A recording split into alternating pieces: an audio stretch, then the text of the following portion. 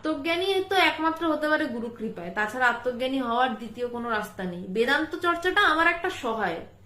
পাহাড়ে যখন আমি ট্রেকিং করি তখন আমার পা দুটোই আমাকে সামনের দিকে এগিয়ে দেয়, কিন্তু হাতে একটা লাঠি থাকে, লাঠি জাতীয় জিনিস থাকে যেটাতে ভর দিই। বেদান্ত চর্চাটা এই ভর লাঠিটা ধরে নিন, আপনি যে ট্রেকিং করছেন আপনার পা দুটো চলছে, মানে ওটাই গুরু কৃপা। তবেই আপনি ডেস্টিনেশনে পৌঁছাতে পারবেন, পয়েন্টে পৌঁছাতে পারবেন। আর হাতের লাঠিটা বেদান্ত চর্চা, ওইটাকে ভর দিয়ে এগোতে হয়।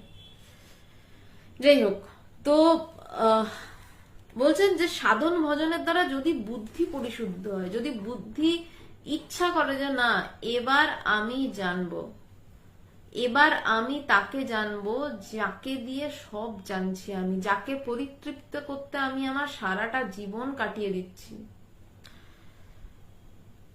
যাকে তৃপ্ত করতে আমি